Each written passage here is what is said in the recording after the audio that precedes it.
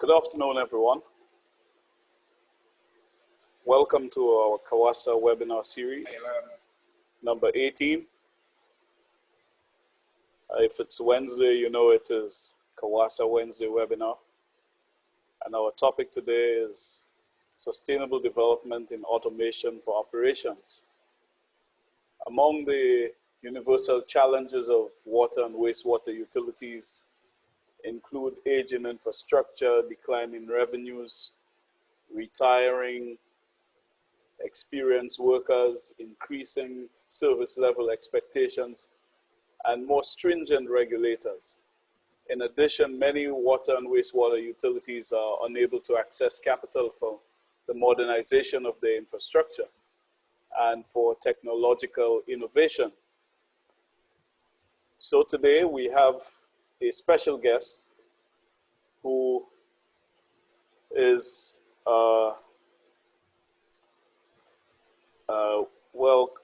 well-decorated engineer. He has a B.Sc in mechanical engineering from the University of the West Indies, a postgraduate diploma in electrical engineering from the University of the West Indies. He has had 16 years at WASA in Trinidad and Tobago as an engineer in water and wastewater sections, with 8 years of the water experience. And within that sector, he has had 2 years in distribution and 6 years in managing projects, and another 8 years in the wastewater section of the utility. Currently, he is pursuing a master's degree in electrical and computer engineering from the University of the West Indies. And I'd now like to welcome our special guest, Mr. Kester Belgrove, to present to us this afternoon. Over to you, Mr. Belgrove, and I will stop sharing my screen and allow you to proceed with yours. Okay. Hi, good afternoon, everyone. So let me just set this up here.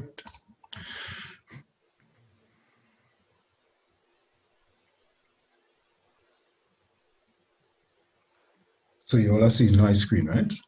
Which screen you seeing right now? Not yet. You're not seeing it as yet. Still seeing it. All right, hold on.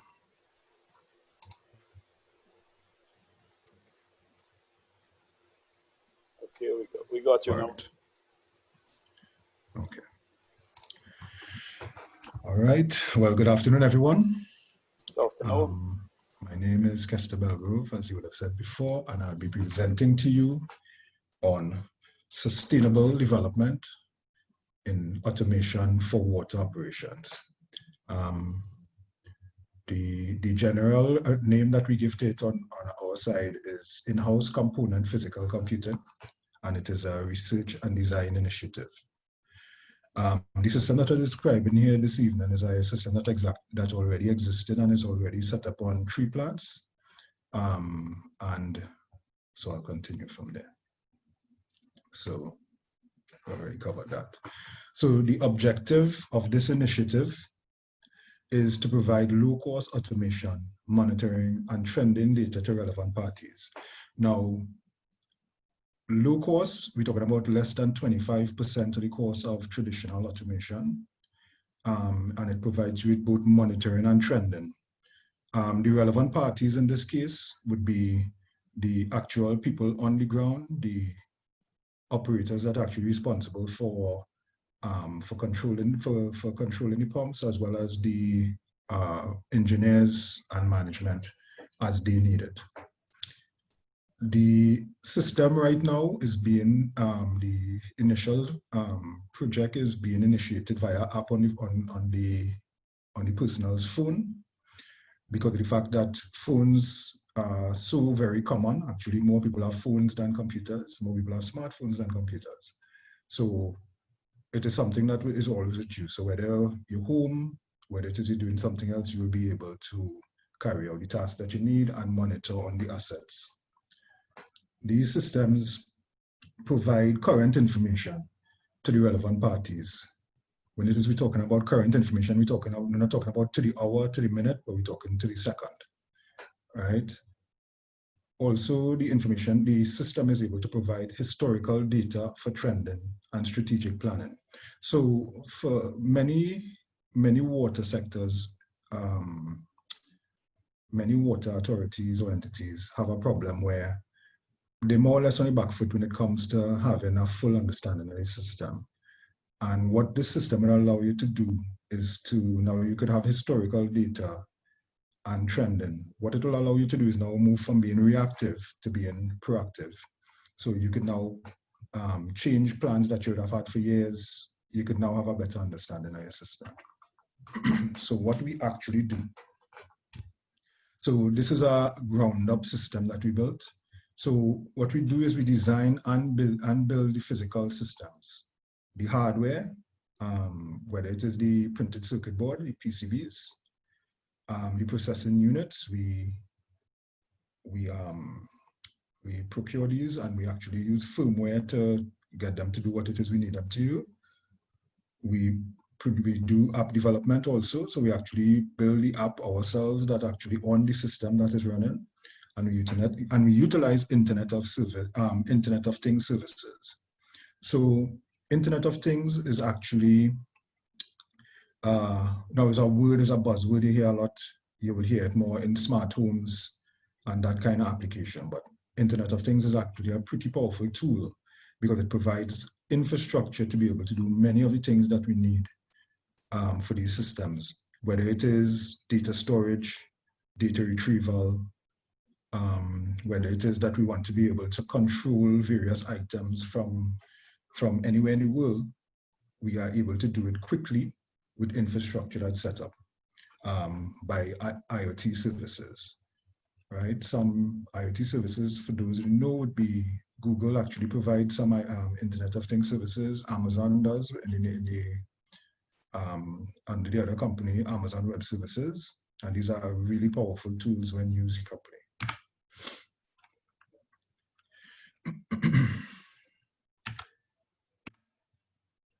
Okay.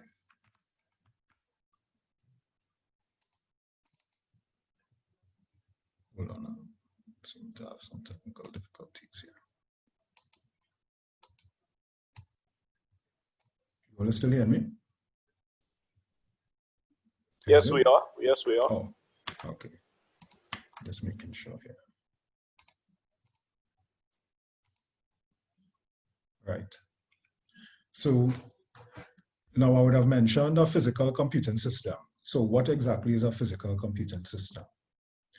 A physical computing system is a computer system that can monitor an environment and carry out an action.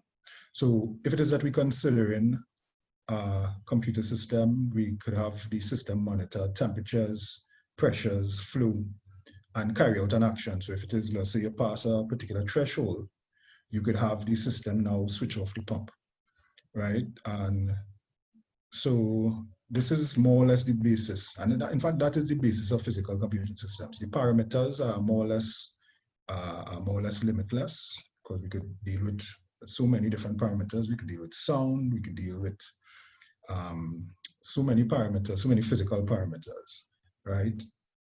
Even chemicals in the atmosphere. All right. Also, some of the common physical computing systems we would have heard about before, especially in our industry, would be SCADA, which stands for Supervisory, Control and Data Acquisition, and also PLCs, Programmable Logic Controls. So this is just letting you know kind of what angle we're aiming at in this system. Now, what can the system do?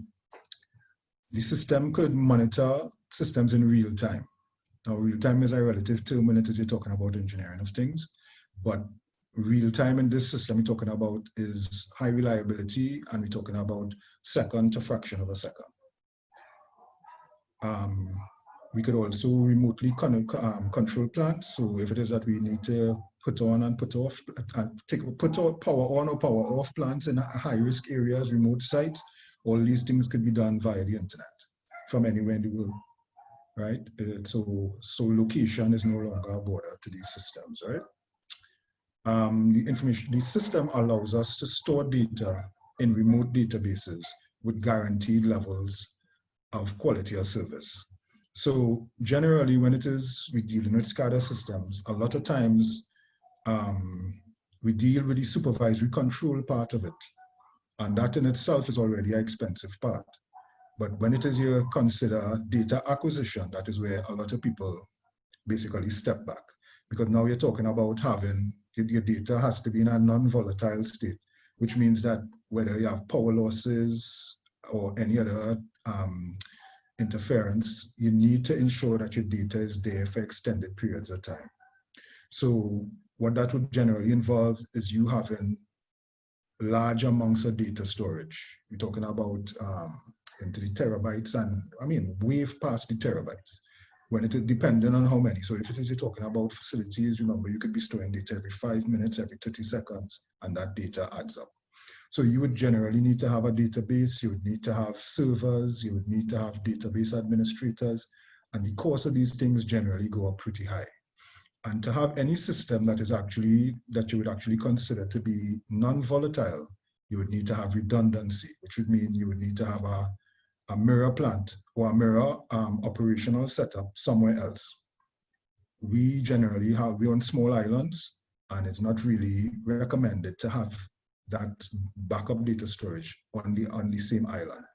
You would want to have it on a remote site. So if it is that some natural disaster were to occur, you don't jeopardize all of your systems at the same time. You need to have the backup somewhere. Because as Amazon, Google, and these other companies would let you know, information and data is extremely important. So the system could also utilize, well, in the future, right now it isn't utilizing the artificial intelligence, but it's already set up too. So the system could utilize artificial intelligence to control systems in real time. So let us say that you have something like an aging system where you have pipes that are in the ground for a certain amount of time. As the pipes stay in the ground for longer, the pressures that they would be able to maintain would decrease, whether it is due to fouling or whether it is just the cycling of the traffic over the pipes or just age of the system. The pipes become more brittle and wouldn't be able to handle pressures that well anymore. So what you would generally end up happening, what you would want in these systems is that you would want to be able to scale back to minimize your breakage, which would help out your system. And what you would be able to do by using artificial intelligence is be able to now set parameters that would not be crossed, right? Okay, so moving on. So these systems could also, as I said, monitor your pumps and assets in relation to parameters such as temperature, flow, pressures, whatever. And when it is you monitor these systems in real time, we could actually have a lot of benefit being provided. So in one aspect, let us consider a situation where you have a particular asset running, a booster station, right? So with time, let us say something happens like the amperage were to start going up, or the temperature were to start raising above the what is considered a normal threshold temperature or a normal threshold range of temperatures.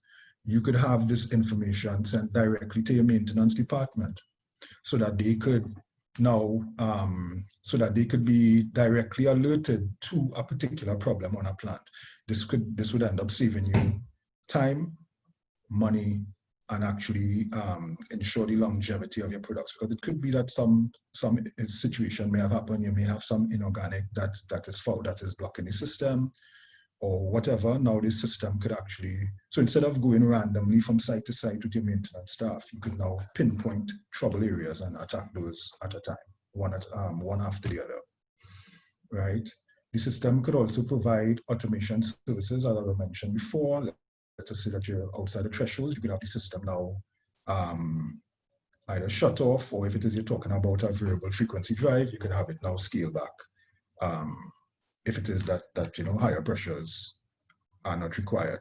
All right. So the philosophy of the devices. So these systems are more or less on the FUBU nature, for us, by us.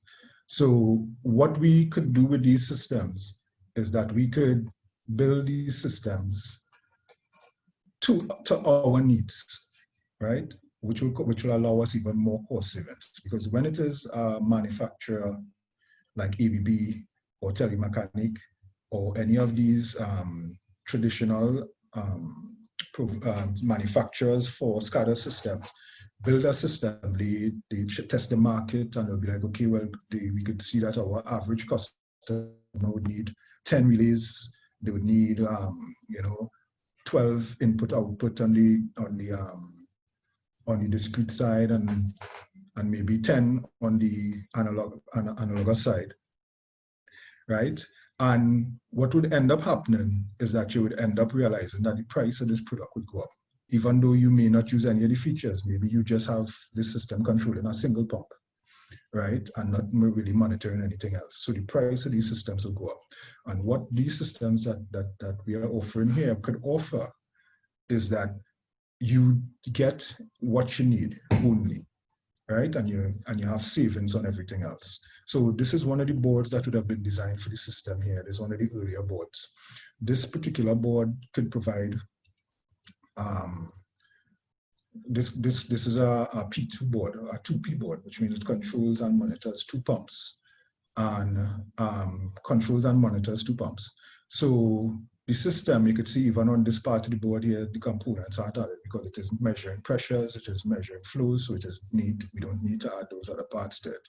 We just have the parts for the monitoring the components. Well, they're a little small. I'm not sure what size screen you're watching it on.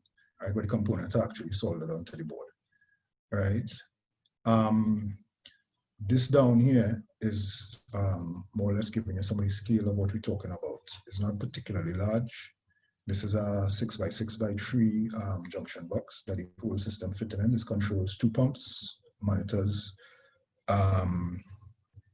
controls and monitors 2 pumps, as well as monitors pressures for up to 4 different pressure sensors or pressure transmitters. Right. You could see the scale of the device is actually not really that large. Right. This here is not showing you the price of it. This is just showing you the a size comparison, right? To show you some of these other systems that we could actually design for this initiative. As I would have mentioned before, the system utilizes IoT services, which are very much cost effective as compared to any other service. We're talking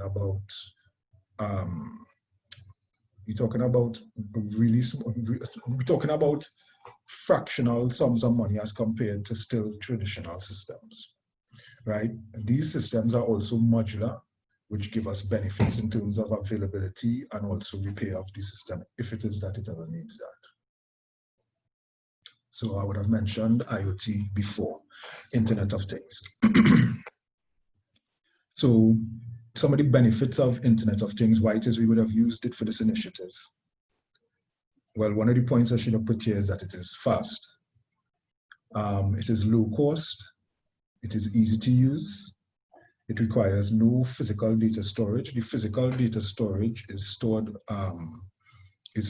in redundant sites by the Internet of Things service provider.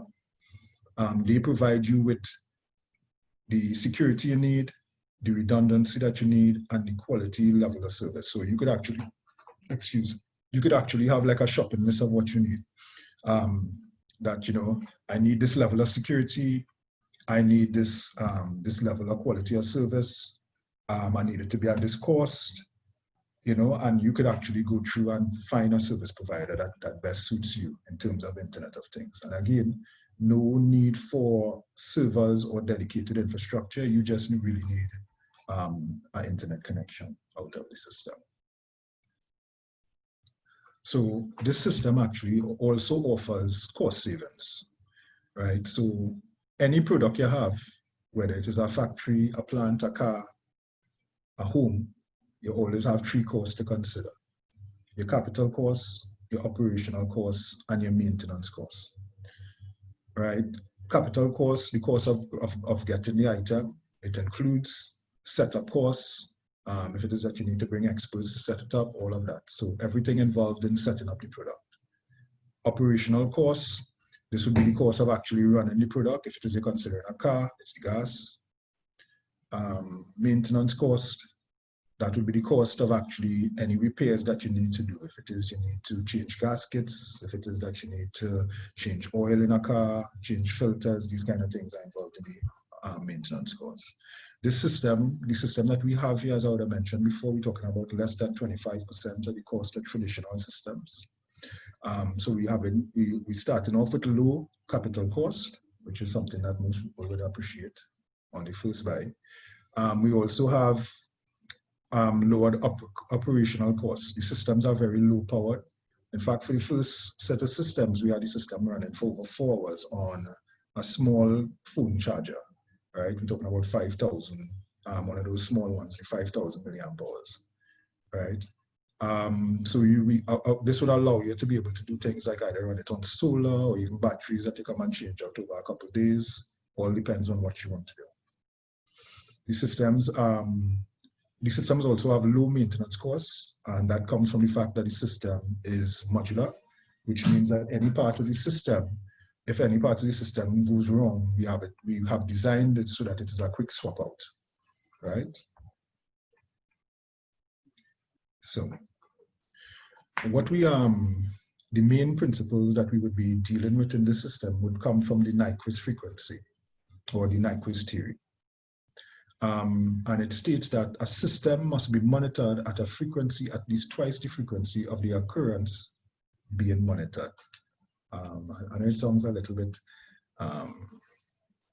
stiff-necked, but this is what this states. If you have something occurring, for you to be able to understand it properly, you need to monitor it at least twice the frequency. So let's say that you have a system where you know that the pressures change drastically every half hour. You need to monitor the system every 15 minutes, right, to find out what is going on. But in theory, in practice, it generally comes out to be roughly 5 times the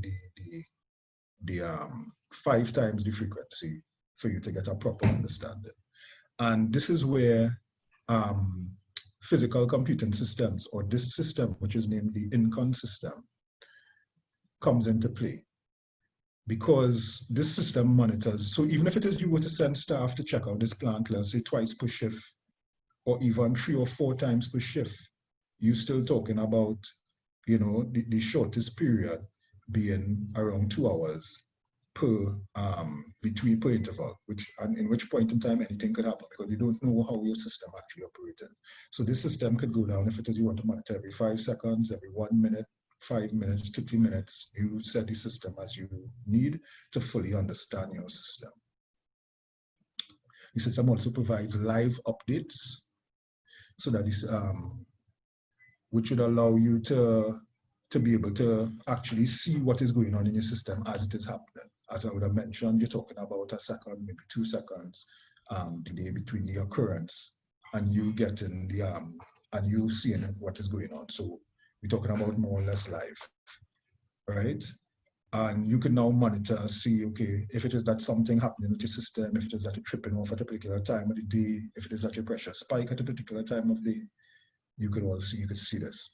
Again, since the information is stored in a database, you could now utilize an extremely important part of SCADA systems, which is trending.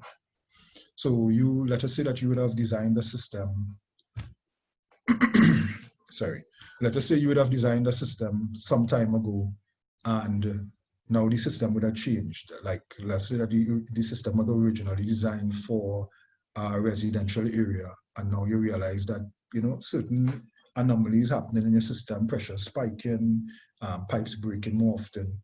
It may be that the system would have now switched over to a commercial, you know, people would now start opening shops under their houses, or now you could be able to trend the information, or even in this COVID situation that we're having right now, you can now trend your information to see, okay, well, now everybody home, we need to change our system up to be able to match. So you could pull your information from before and now strategically deal with situations in more of a live manner, even by trending the information.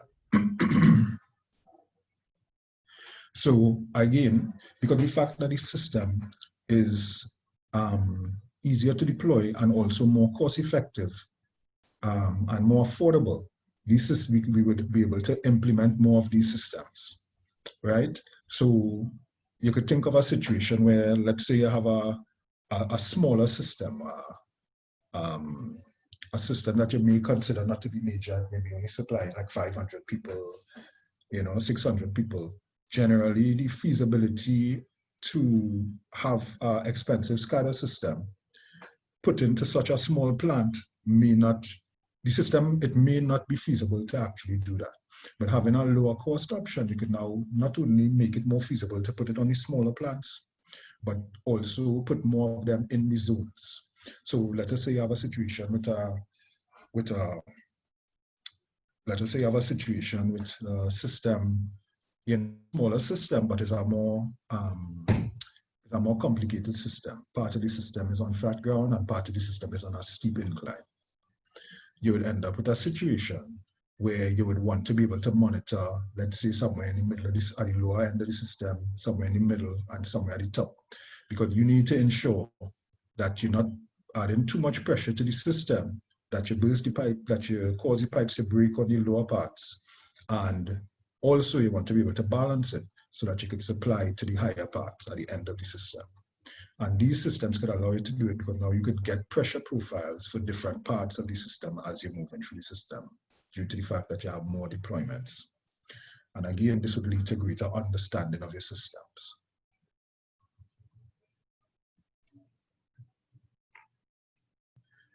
I would have mentioned the live corrections. So by having live corrections and also well trending with tying with this, you would be able to minimize the breakage in the pipes. So again, if it is you're dealing with a system, well, any system, whether it's a new system or old system, but this would come in more handy in older systems, where you would have breakage in the pipes happening more regularly. You would want to have live monitoring of the system so that you could actually scale back. So let's say you're supplying the system with a parallel pumping system, via parallel pumps, right? You could have the system now, let's say that at the particular pressure, you could have this, since it is you trend in the system, you could know, okay, once it is the pressure has reached this particular value, you end up with a break on the line. You could now have the system scale back itself, utilizing automation. So, okay, so this particular pipeline system, once we reach a certain pressure, we could have the system now scale back, take off one of the pumps. So if it is you're dealing with a VFD, you can have the system now scale back to minimize breakage, because at different times of the day, some people would use water or not, and as you know, once it is that your flows decrease, your pressures increase, and you would want to be able to minimize breakage in the pipes in a real-time manner. We're not talking about, at 2 o'clock in the afternoon, you make a switch. You're talking about once the pressures actually change to a point where it could damage the pipes, you would scale back.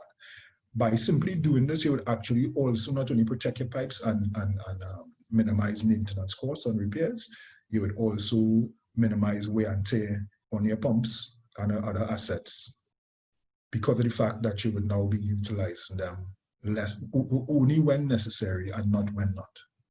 And this would actually also improve your customer service, because number one, less breaks in the system, but also you could have the system maintain itself better. So instead of cutting off all your pumps when it is your pressure, when a high pressure is reached, you can now scale back or use a VFD to scale back instead of cutting the pressures, because once it is you lose your pressures, you now have to build it back up. Again, live corrections would also help with quality of service. And in the situation where, let's say you have a plant, is supplying again in an area and it's on a schedule. Now, if it is that your pump with a trip off for whatever reason, right?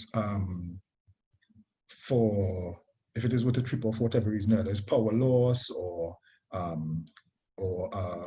of phase current or whatever, you would be alerted. So we actually have the system set up right now to send text messages to the technical officer and the engineer to tell them when it is a particular pump because they're having trouble in a particular area now.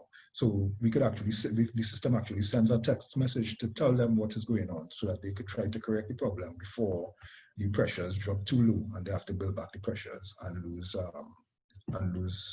area schedule. So what are the benefits to the operators? So this system is really to assist operators in the carrying out of their tasks, right?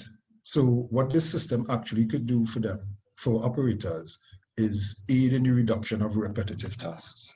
So let us say at 8 o'clock every morning, you have to put on a particular pump, right? And let us say it happened to be in a remote area also. You could now, instead of having to drive to that particular area, you could now live monitor and put on that pump, right? And make sure that everything, so it's not like you're blindly putting on the pump. You get in your pressures, you get in your flows, you get in, so you basically have a full overview of the pump before you power it up, right? Also, increased efficiency. Again, if it is that you don't have to visit plants that not necessary for you to visit, that could lighten your day. And also, well, by lightening your day, it would allow you to focus on more important tasks. So let us say that part of your job description is to tighten glands on pumps, service valves, these other things.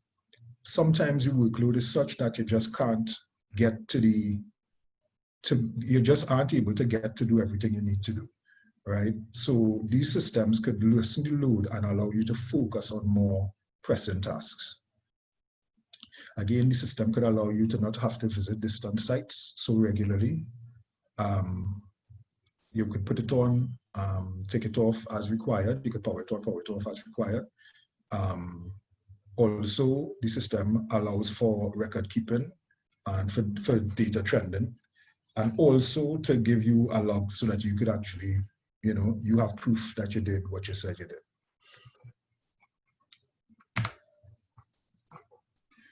So I'm basically killing this task where we told this situation. So again, supervisory remote control, this is for high-risk areas where due to logistic issues, so there are some areas that could be high risk for whatever reason, whether it's a high crime area or whether it's a situation where you have some flammable material or flammable gases, or the situation could just be that the pump is not easy to reach to.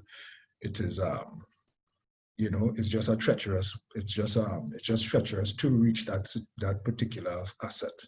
And this system will allow you now to be able to remotely control these pumps. Now, when it is you start the pumps, you're not starting it in a vacuum. You actually get input to tell you if it is that the pump is actually on or off, because the system is also being monitored. So you can actually watch your pressures change also when it is you do start your system. And also, again, you could control, as I would have mentioned before, and very distant sites. So the system is actually designed in a modular manner, which I described before, and that allows for high availability. Availability is the term that describes the probability of an asset doing what it was commissioned to do when it is called on.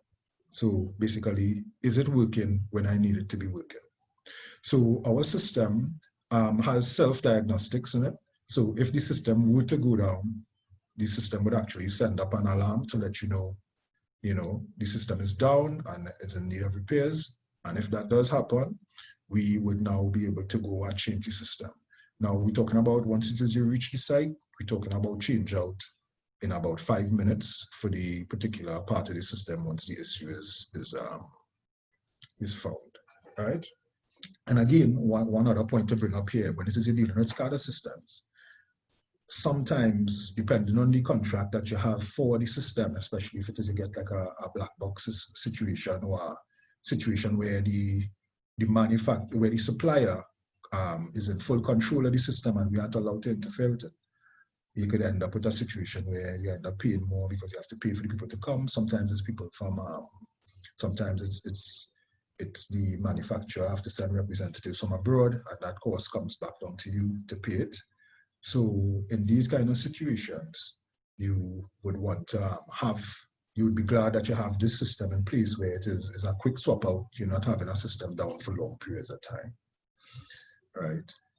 Also the fact that since our systems are lower, have a lower cost attributed to it, inventory keeping is something that could happen easier, right? We will be able to afford more parts, we'll be able to have more inventory, and a part of our system, a very important part of our system is just ensuring that our inventory is always well stocked. Now, before I reach to this part here, right, I just want to, well, I want to thank you all for your time. And so I'd like to thank you all for your time. So are there any questions or comments? You could let me know. I would be happy to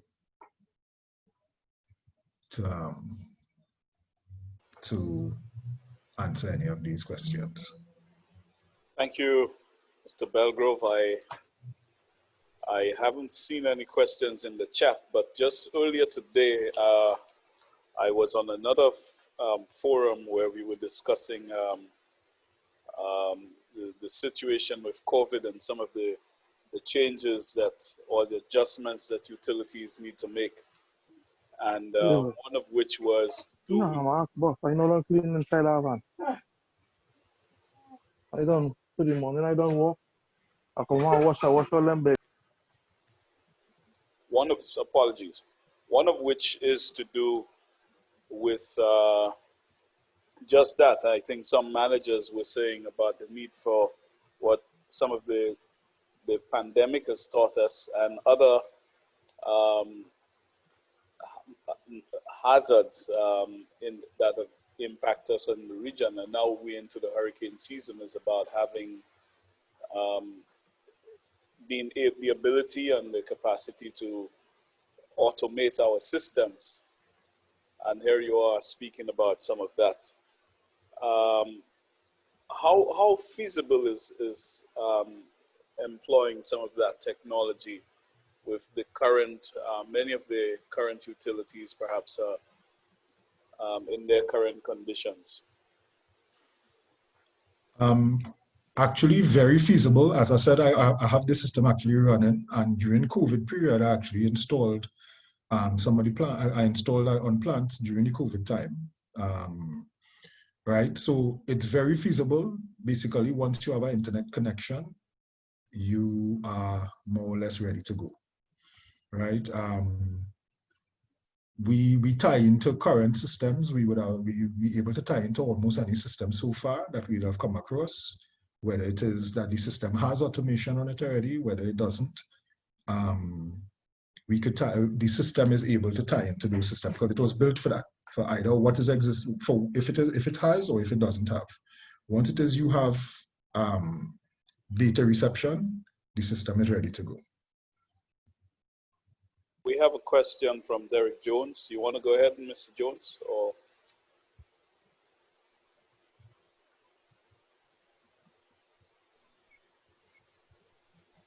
Yeah, good evening, Mr. Belgrove. Afternoon. Just two quick questions. One, why is this system considered to be sustainable? And two, how will this type of automation impact on staff levels? Both questions are in the chat, by the way. Okay. So to address the first question, what is the first question again? Sorry about that. What is the first question? The first question is how is it sustainable? Right. Why is it considered sustainable? It is considered sustainable because of the fact that the low cost that is involved in the system, as well as the fact that the system is actually built and updated and upgraded by personnel on the ground. So the system could, you know, we're talking about building a system from components. So you're not we're not dependent on any changes any changes in the industry. We not a big downfall to the traditional SCADA systems that we have right now is something called planned obsolescence. Planned obsolescence basically is the fact that manufacturers build a product with a life cycle. It's not a natural life cycle, but it's a man-made life cycle. So they would basically say, okay, this product, let's say P2178, would be in operation for 7 years. And at the end of that 7 years, they will no longer support the system, which means that you will no longer be able to get personnel to come and service it. You will no longer be able to get parts for it. In fact, if it is you do get the parts for it, they will be at least 4 times the price of what they were before, because what will happen is that the people that actually have these systems would start hoarding the components that they know that would be necessary for them. They would go, they would buy it up everywhere that there is, because they would be looking to try to maximize the amount of time that they have the system for. And unfortunately, what a lot of companies don't do is check the life cycle, or where the life cycle is of the particular SCADA systems that they purchase. So they sometimes get a bargain on the capital cost. They'll be like, okay, fantastic, that is all for it, and you will buy it at low cost in capital, not realizing that you have the other 2 costs waiting right there to bite you later. Because now maintenance costs will be astronomical, and the product will now would not be feasible. If it is you could find the part, plenty of times you can't afford the part because it doesn't make sense. Sometimes it makes more sense to just buy over a new system and pay how much ever, generally a lot, for the new system.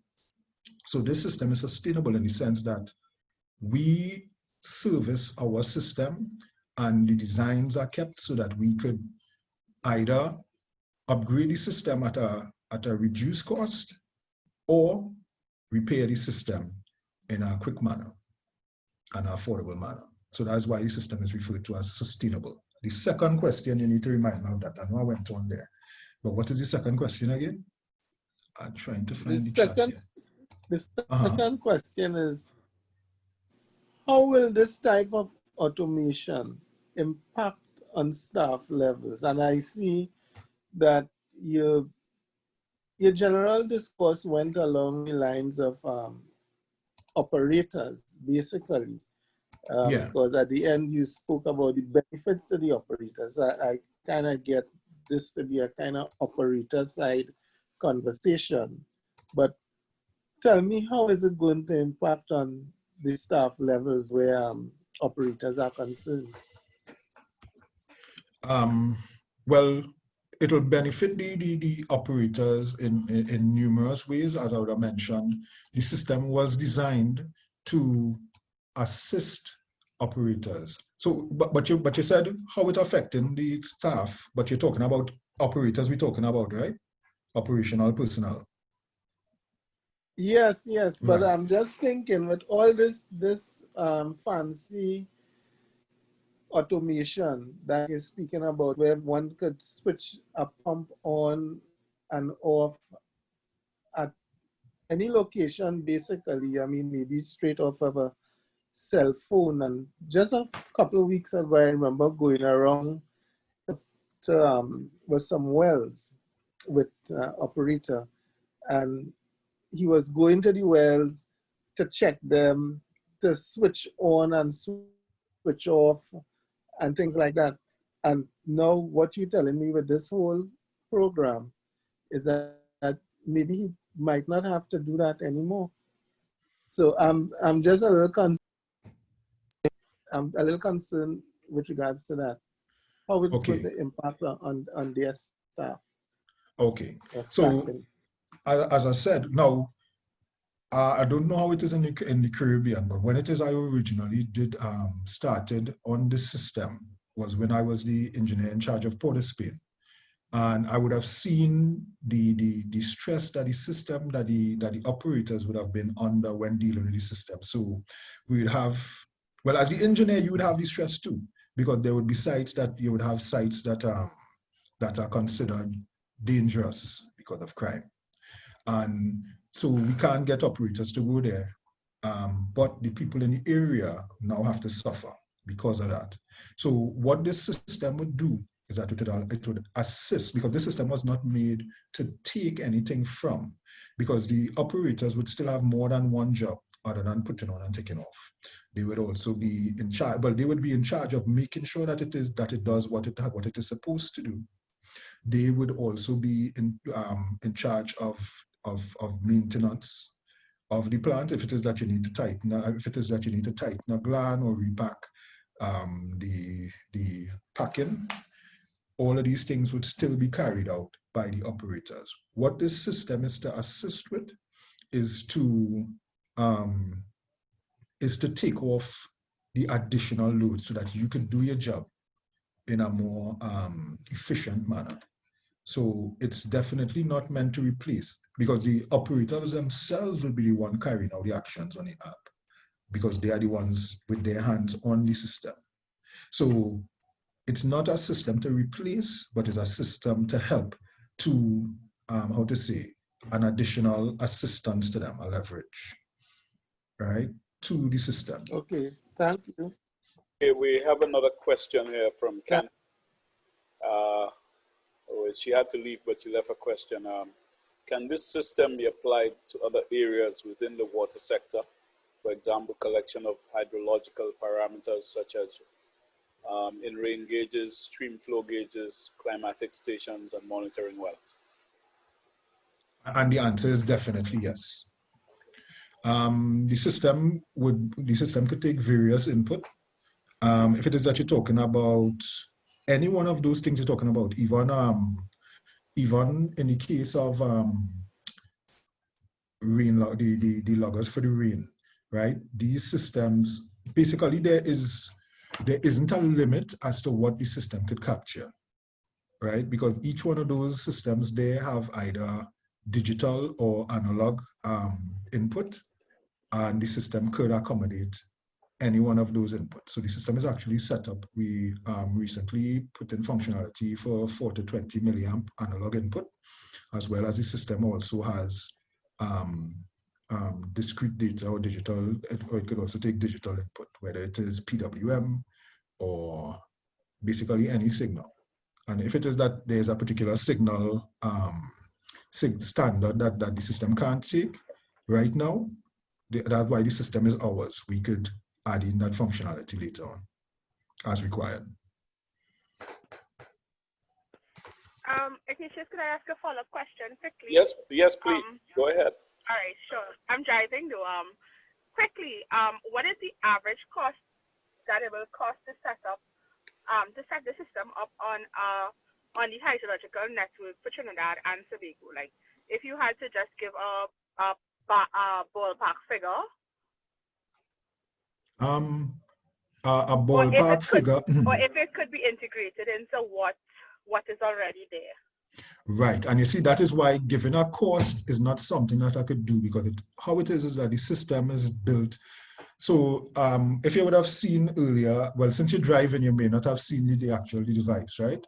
So the device is set up so that it could take input from various different sensors. So if it is that you have a rain gauge or any of these other sensors, it could definitely be integrated in. Okay.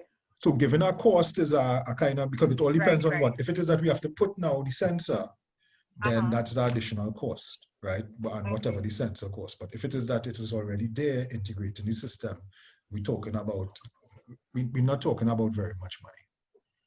Even in TT, where I'm from.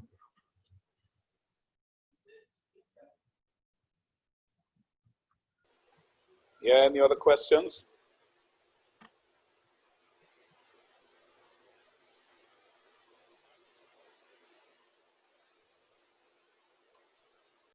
Well, I think this is really was a very different session, bringing in the technology and showing us some of the possibilities. And you know, there's always the fear that the technology will make people sort of redundant.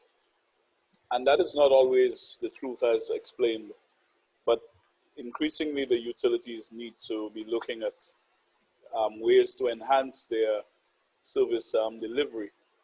and particularly given the situation that we are faced with having to maintain physical distancing, the challenges of being on the road within a pandemic. I think, you know, if we have these capacities and we are able to increasingly automate our systems, it will make for more efficient utilities. And then also there's a phenomenal amount of data and information that can be captured in helping to make decisions and improving the delivery of services. So I'd like to thank you very much, Mr. Belgrove, for sharing with us your tremendous knowledge and some of what you've been practicing. It can spark some ideas amongst our operators who participated. And of course, this session is being recorded, and we certainly hope that some of our managers will be viewing this, and we may be able to expand and offer maybe at another level during the course of our webinars. I should also take this opportunity to remind all of you that the CWWA annual conference is on. It should have been held in St. Lucia next week, but for COVID, so it's going to be virtual.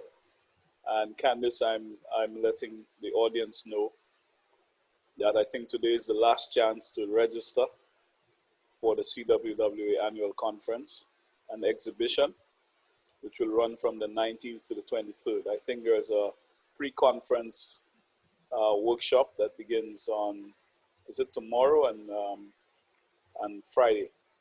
So check out the CWWA website and you'll get all the information.